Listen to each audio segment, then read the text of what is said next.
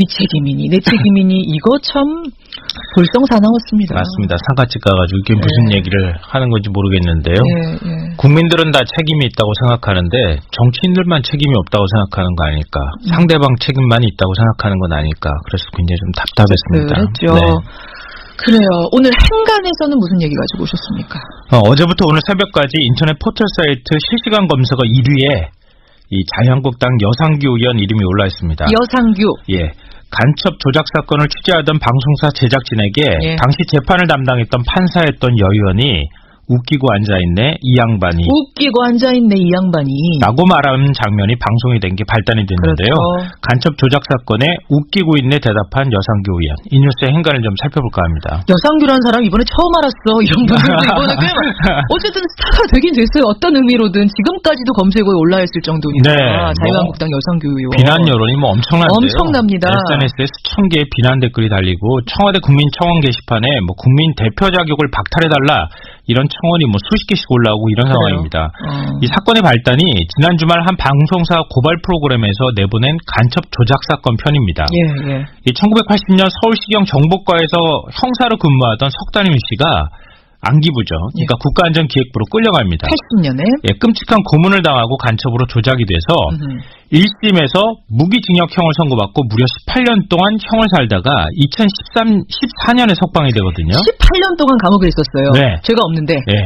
그래서 재심 신청을 해서 무죄 판결을 받았습니다. 그렇죠. 근데 당시 1심 재판부를 담당했던 판사가 바로 여상규 의원이었습니다. 그렇죠. 그 책임을 못 느끼냐 이런 제작진의 질문에 웃기고 있네 이런 식의 답변을 하고 전화를 끊어버린 거죠.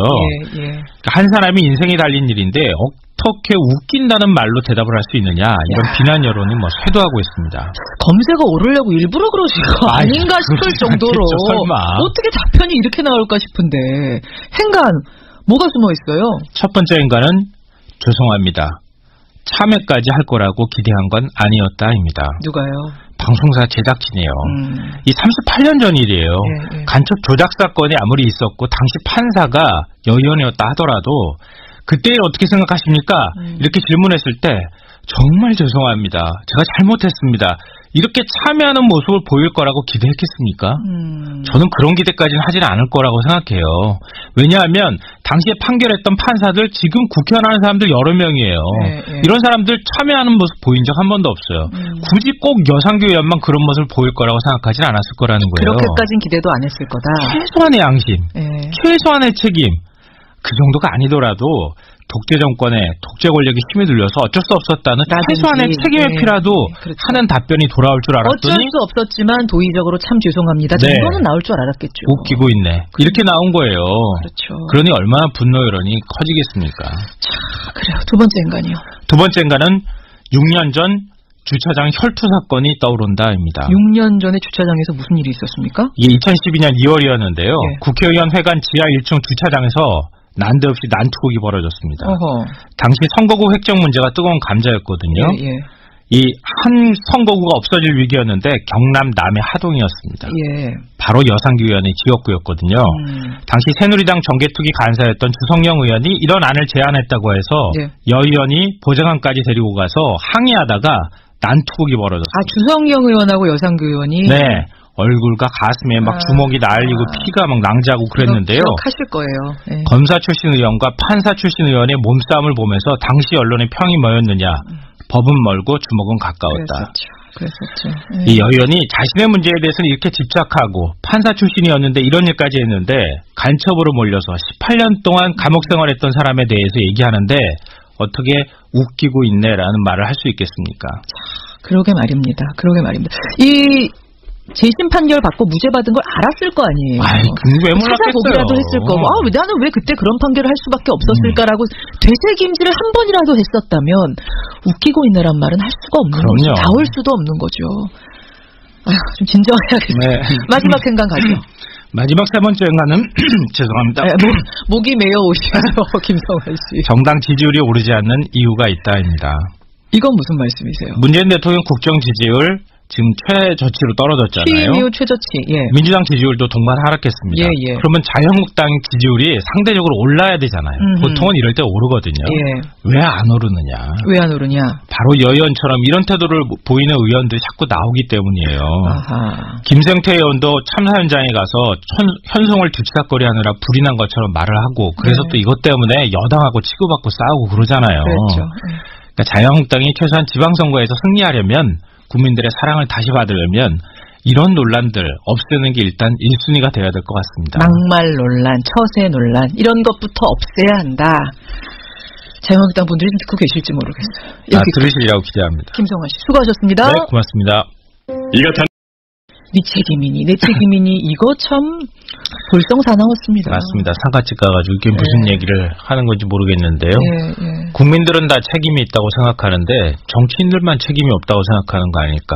상대방 책임만 있다고 생각하는 건 아닐까. 그래서 굉장히 좀 답답했습니다. 그랬죠. 네. 그래요. 오늘 행간에서는 무슨 얘기 가지고 오셨습니까? 어제부터 오늘 새벽까지 인터넷 포털 사이트 실시간 검색어 1위에 이 자유한국당 여상규 의원 이름이 올라 있습니다. 여상규. 예. 간첩 조작 사건을 취재하던 방송사 제작진에게 당시 재판을 담당했던 판사였던 여 의원이 웃기고 앉아있네 이 양반이 웃기고 앉아있네 이 양반이 라고 말하는 장면이 방송이 된 게 발단이 됐는데요. 그렇죠. 간첩 조작 사건에 웃기고 있네 대답한 여상규 의원. 이 뉴스의 행간을 좀 살펴볼까 합니다. 여상규라는 사람 이번에 처음 알았어. 이런 분들도 이번에 어쨌든 스타가 되긴 됐어요. 어떤 의미로든 지금까지도 검색어에 올라있을 정도니까. 자유한국당 여상규 의원. 비난 여론이 뭐 엄청난데요. 엄청납니다. SNS에 수천 개의 비난 댓글이 달리고 청와대 국민청원 게시판에 뭐 국민 대표 자격을 박탈해달라 이런 청원이 뭐 수십 개씩 올라오고 이런 상황입니다. 이 사건의 발단이 지난 주말 한 방송사 고발 프로그램에서 내보낸 간첩 조작 사건 편입니다. 이 1980년 서울시경 정보과에서 형사로 근무하던 석단임 씨가 안기부죠. 그러니까 국가안전기획부로 끌려갑니다. 80년에? 예, 끔찍한 고문을 당하고 간첩으로 조작이 돼서 1심에서 무기징역형을 선고받고 무려 18년 동안 형을 살다가 14년에 석방이 되거든요. 18년 동안 감옥에 있었어요. 네. 죄가 없는데. 네. 그래서 재심 신청을 해서 무죄 판결을 받았습니다. 그렇죠. 근데 당시 1심 재판부를 담당했던 판사가 바로 여상규 의원이었습니다. 그렇죠. 그러니까 책임을 못 느끼냐 이런 제작진의 질문에 웃기고 있네 이런 식의 답변을 하고 전화를 끊어버린 거죠. 최소한의 양심, 최소한의 책임 그 정도가 아니더라도 독재 정권의 독재 권력이 힘이 들려서 어쩔 수 없었다는 최소한의 책임의 피라도 하는 답변이 돌아올 줄 알았더니 어쩔 수 없었지만 도의적으로 참 죄송합니다. 정도는 나올 줄 알았겠죠. 웃기고 있네. 이렇게 나온 거예요. 그렇죠. 그러니 얼마나 분노 여론이 커지겠습니까? 자, 그래요. 두 번째 인간이요. 두 번째 인간은 6년 전 주차장 혈투 사건이 떠오른다입니다. 6년 전에 주차장에서 무슨 일이 있었습니까? 이게 2012년 2월이었는데요. 국회의원 회관 지하 1층 주차장에서 난데없이 난투극이 벌어졌습니다. 당시 선거구 획정 문제가 뜨거운 감자였거든요. 이 한 선거구가 없어질 위기였는데 경남 남해 하동이었습니다. 바로 여상규 의원의 지역구였거든요. 당시 새누리당 정개특위 간사였던 주성영 의원이 이런 안을 제안했다고 해서 여 의원이 보좌관까지 데리고 가서 항의하다가 난투극이 벌어졌습니다. 한 사람이 인생이 달린 일인데 어떻게 웃긴다는 말로 대답을 할 수 있느냐 이런 비난 여론이 뭐 쇄도하고 있습니다. 검색어 오르려고 일부러 그러신 거 아닌가 싶을 정도로 설마. 어떻게 답변이 이렇게 나올까 싶은데 행간 뭐가 숨어 있어요? 첫 번째 행간은 죄송합니다. 참여까지 할 거라고 기대한 건 아니었다입니다. 누가요? 방송사 제작진이에요. 이 38년 전 일이에요. 간첩 조작 사건이 아무리 있었고 당시 판사가 여 의원이었다 하더라도 그때 어떻게 생각하십니까? 이렇게 질문했을 때 정말 죄송합니다. 제가 잘못했습니다.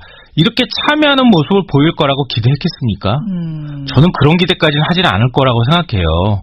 왜냐하면 당시에 판결했던 판사들 지금 국회의원 하는 사람들 여러 명이에요. 이런 사람들 참여하는 모습 보인 적 한 번도 없어요.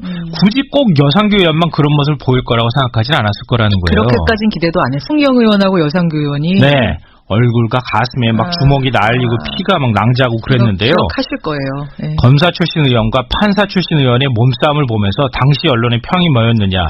법은 멀고 주먹은 가까웠다. 그랬었죠. 이 여 의원이 자신의 문제에 대해서는 이렇게 집착하고 판사 출신이었는데 이런 일까지 했는데 간첩으로 몰려서 18년 동안 감옥 생활했던 사람에 대해서 얘기하는데 어떻게 웃기고 있네라는 말을 할 수 있겠습니까? 그러게 말입니다. 이 재심 판결 받고 무죄 받은 걸 알았을 거 아니에요. 왜 몰랐겠어요. 찾아보기라도 했을 거고. 나는 왜 그때 그런 판결을 할 수밖에 없었을까라고 되새김질을 한 번이라도 했었다면 웃기고 있네란 말은 할 수가 없는 거죠. 나올 수도 없는 거죠. 좀 진정해야겠어요. 네. 마지막 행간 가죠. 마지막 세 번째 행간은 죄송합니다. 목이 메어 오시죠, 김성환 씨. 정당 지지율이 오르지 않는 이유가 있다.